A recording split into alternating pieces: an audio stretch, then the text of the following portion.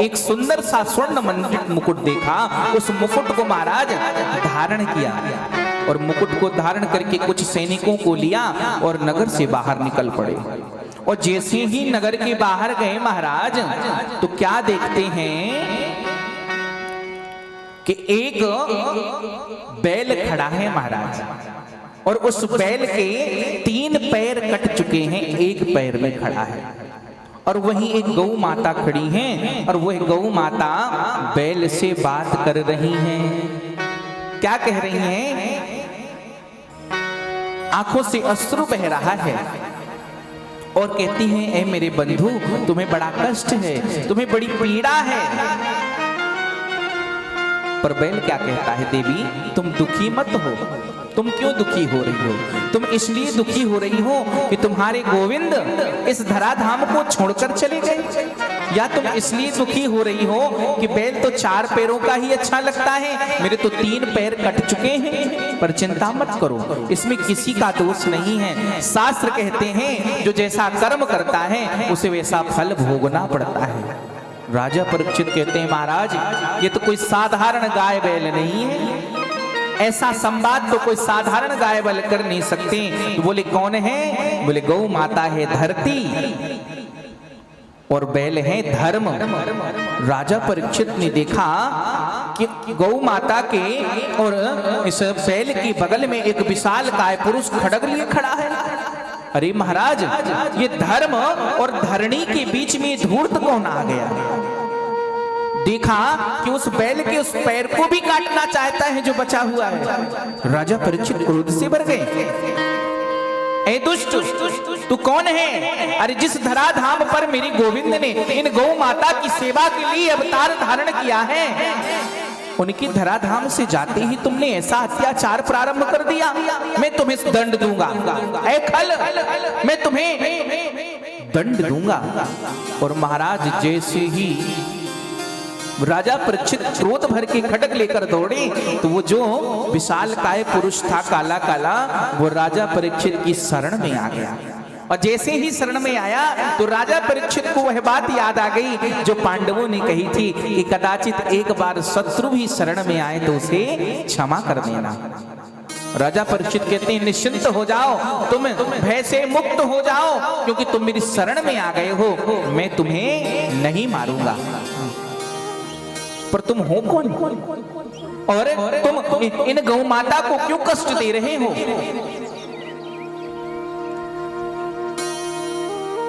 हाथ जोड़कर कहता है, प्रभु, मैं तो कली हूं, मैं तो कलियुग हूं, ब्रह्मा के आदेश से अपनी आयु का उपभोग करने आया हूं। राजा परीक्षित ने कहा, देखो, तुम मेरे राज्य से चले जाओ, मेरे राज्य में तुम ऐसा अत्याचार नहीं कर सकते हो, मेरे रहते हुए तुम गौ माता को कष्ट नहीं दे सकते हो। देखिए हमारे भारतवर्ष में कितने धर्मात्मा राजा हुए हैं जिनसे गौ माता का कष्ट नहीं देखा गया। पर आज हम इतनी गौशालाएं बन रही हैं, फिर भी गौ माता भटक रही हैं। हमारे पूज्य महाराज जी, बागेश्वर धाम वाले महाराज जी दिदेंद्र शास्त्री जी ने एक बड़ा सुंदर उपाय बताया है। बोले, गौशाला नहीं उपाय, एक हिंदू और एक गाय। अगर हर सनातनी एक गौ माता को रख ले, आजकल तो गौ माता लोग रखते नहीं है, कुत्ता पालते हैं। और परम पूज्य मलुक पीठाधीश्वर श्री राजेंद्र दास महाराज जी कहते हैं, जो कुत्ता पालते हैं ना, जिनके घर में कुत्ता रहता है ना, उनके घर में पितृपिंड दान तर्पण नहीं लेते, उनके घर में देवता आहुति हव्य ग्रहण नहीं करते। और परम पूज्य डोंगरे महाराज जी कहा करते थे कि कुत्ते का चाटना और कुत्ते का काटना दोनों हानिकारक है। कुत्ते को मारना पाप है, लेकिन उसको सीने से लगाना महापाप है। हाँ, क्योंकि आसक्ति होने का डर है।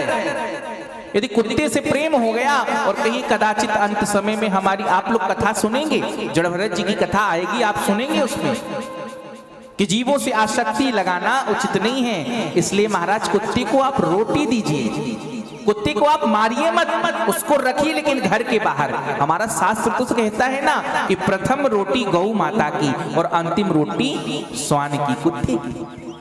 हमारा सनातन धर्म किसी को कष्ट देने के लिए नहीं कहता। अहिंसा ही परमो धर्मा, हिंसा नहीं करनी है, अहिंसा व्रत धारण करना है। लेकिन हमने देखा है महाराज, बड़े बड़े घरों में बड़े बड़े पढ़े लिखे लोगों के यहाँ ऐसे कुत्ते को प्यार करते हैं। कुत्ता तो मर्सिडीज में बगल में बैठता है और माँ बाप अनाथ आश्रम में रहते हैं, वृद्धाश्रम में रहते हैं। पता नहीं हमारे भारतवर्ष को किसकी नजर लग गई, नहीं तो ये भारतवर्ष तो इतना अद्भुत राष्ट्र था महाराज। और महाराज अगर हम गौ माता पालेंगे तो गौ माता के रोम रोम में महाराज रोग को नष्ट करने की शक्ति होती है, नकारात्मक ऊर्जा को दूर करने की शक्ति होती है गौ माता में।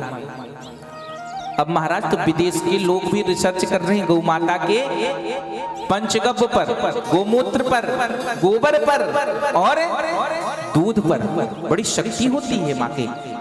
शुद्ध देशी गौ माता जो होती हैं, यदि उनका नित्य दर्शन किया जाए तो दर्शन मात्र से जीवन में परिवर्तन आता है महाराज। नित्य यदि कोई गौ माता को हाथ फेरता है ना, तो हाथ फेरने मात्र से आपके हाथों में एनर्जी आती है। हम एक सज्जन बताते थे कि अमेरिका में एक न्यूयॉर्क, न्यू जर्सी करके जगह है, वहां पर एक हमारे हिंदू सनातनी उन्होंने गौ माता पाल के रखी है, शुद्ध देशी गौ माता। वहां पे अंग्रेज लोग आते हैं और नित्य गौ माता के ऊपर हाथ फेरते हैं, उसका $10 देते हैं। एक अंग्रेज एक बार गौ माता को सहलाने का $10 देता है। सोचिए, वो जिनको हमारी संस्कृति का ज्ञान नहीं था, आज वो हमारी संस्कृति को जानकर उसको अपना रहे हैं। और ठहरे हम जो भारत को इंडिया बता रहे हैं। अरे तो हमारी भारत भूमि है, हमारा भारत वर्ष है, इसकी संस्कृति हमारी धरोहर है, उस संस्कृति को बचाना है। और आपसे हम निवेदन करें, अगर इस भारत को गरीब होना होता तो कब का हो गया होता।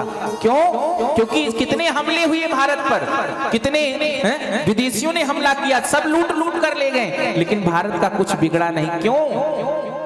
अंग्रेज समझते थे, अंग्रेज जानते थे कि भारत को कितना भी तुम लूट लोगे, भारत का कुछ नहीं बिगाड़ पाओगे।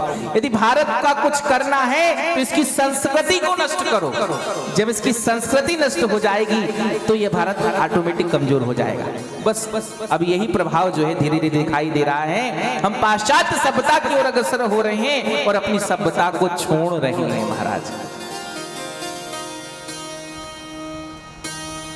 गौ माता कितनी उदार है, अरे इतनी उदार गौ माता महाराज। हमने तो कई जगह ऐसे भी सुना है कि लोगों के घरों में संत जन बताते थे कि कोई बहुत बड़ी विपदा आने वाली थी, उस विपदा को गौ माता ने अपने ऊपर ले लिया, गौ माता की मृत्यु हो गई और उस घर की रक्षा हो गई। हमने कई जगह ऐसे सुना है, इतनी उदार होती है। विचार करें, गांव में तो एक ही गौ माता हो सकती हैं। आजकल महाराज बड़ी धंधलेबाजी भी चल रही है, सरकार से गौशाला के नाम पर लोग पैसे ले लेते हैं और गौशालाएं सुनी पड़ी हैं और गौ माता रोड पर घूम रही हैं। कितनी गौ माताएं कहीं बस से कहीं ट्रक से उनकी मृत्यु हो जाती है।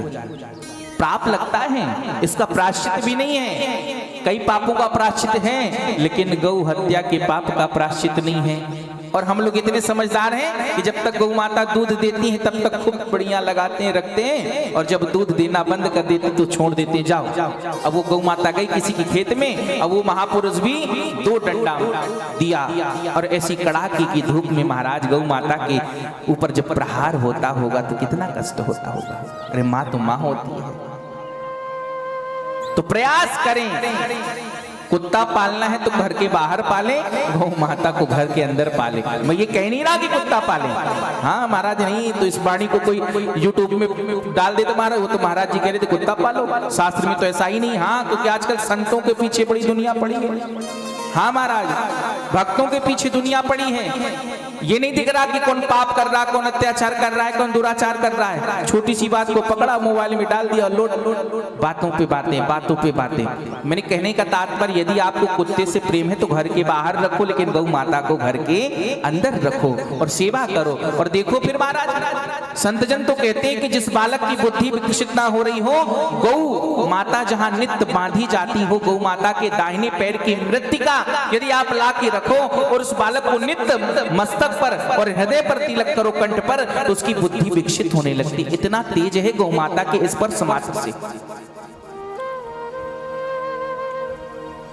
हमें प्रयास करना चाहिए, हर मनुष्य को एक एक गौ माता जरूर पालनी चाहिए। बोली भारत माता की, गौ माता की। अब दास भी प्रयास में लगा है, आश्रम भोपाल में एक, और उसमें गौ माता के लिए ज्यादा तो नहीं रखेंगे, लेकिन कुछ तो गौ माता रखेंगे जिनकी सेवा हो सके, और सेवा के लिए रखेंगे, है ना। तो सेवा तो सबको करना चाहिए भाव के साथ। बोले भक्त वत्सल भगवान की। राजा परीक्षित ने कहा, गौ माता को कष्ट देते हो, जाओ, चले जाओ, मेरे राज्य से निकल जाओ, तुम्हें यहाँ स्थान नहीं दे सकता मैं। कलयुग कहता है, प्रभु मैं कहां चला जाऊं, इस पूरी पृथ्वी पर आपका ही तो राज्य है, और जाऊं तो जाऊं कहां। राजा परीक्षित ने कहा, ठीक है, तुम कहीं मत जाओ, मैं तुम्हें कुछ स्थान प्रदान करता हूं, उन स्थानों पर रहना। तो राजा परीक्षित ने कहा, दूतम पानम स्त्रियः शूना यत्रा धर्मस्य चतुर्विधा। कहते हैं 4 स्थान प्रदान कर दिए, द्यूतम पानम स्त्रियः शूनः। जो अधर्म के 4 विधाएं हैं, जहां जुआ खेला जाता हो, कलयुग तुम वहां वास करना। इसलिए जुआ नहीं खेलना चाहिए, या जुआ देखना भी नहीं चाहिए। फिर पाना मतलब मदिरा पान नहीं करनी चाहिए। किसी भी सनातनी को मदिरा पान तो का स्पर्श भी नहीं करना चाहिए, क्योंकि मदिरा में मद के रूप में कलयुग वास करता है महाराज। अच्छे अच्छे पढ़े लिखे लोगों को देखा है, जब मदिरा पान कर लेते हैं ना, ऐसे नाली की तरफ मुंह करके पड़े रहते हैं, उनको नाली की दुर्गंध ही बिल्कुल स्प्रे जैसी लगती है। मदिरा पान नहीं करना है, और व्यभिचार नहीं करना है, और महाराज हिंसा नहीं करनी है। मनुष्य को, किसी भी जीव को मारना नहीं है। आजकल बड़ी चलन है, लोग अपने शरीर को हष्ट पुष्ट बनाने के लिए, खोखी प्रशंसा के लिए, खोखली प्रशंसा के लिए महाराज जीवों को मारते हैं और फिर उनको भक्षण करते हैं। कितनी दुर्दांत हो गए हम लोग महाराज। हमारे भारतवर्ष में ठाकुर जी की कृपा से कितनी सुंदर सुंदर वस्तुएं हैं। घी है, दूध है, बादाम है, काजू है, खाओ महाराज, हष्ट पुष्ट बनाओ शरीर को। लेकिन नहीं महाराज, हिंसा करनी है जीवों की, और फिर क्या है, जो हम कर रहे हैं वो कहीं जाने वाला नहीं महाराज। एक एक कर्म का फल हमी को भोगना है। अब तो संत जन यहाँ तक कहने लगे कि महाराज बाद में तो जो मिलेगा मिलेगा, किया हुआ कई बार आज ही मिलने लगता है, इसी जन्म में मिलने लगता है। इसलिए कभी हिंसा नहीं करनी है। राजा परीक्षित से कलयुग कहता है, राजन आपने मेरे दुर्गुणों को ही देखा, और दुर्गुणों को देखकर ये 4 स्थान प्रदान कर दिए। महाराज मेरे सद्गुणों को भी तो देखो, मुझे कोई एक अच्छा सा स्थान प्रदान कर दो। अच्छा तुम्हारा सद्गुण क्या है? तो कलयुग का जो सद्गुण है सुनिए, यत् फलम नास्ति तपसः न योगेन न समाधिनः तत्फलम लभते सम्य कलौ केशौ कीर्तनात्। जो फल त्रेता द्वापर सतयुग में बड़े बड़े यज्ञों से, बड़ी बड़ी समाधियों से प्राप्त होता था, कलयुग में केवल भगवान नाम संकीर्तन से प्राप्त होता है। 7 दिन यदि हम नियम से आकर भगवान की कथा श्रवण कर लें, उसी से हमें वह पुण्य प्राप्त हो जाएगा। कलयुग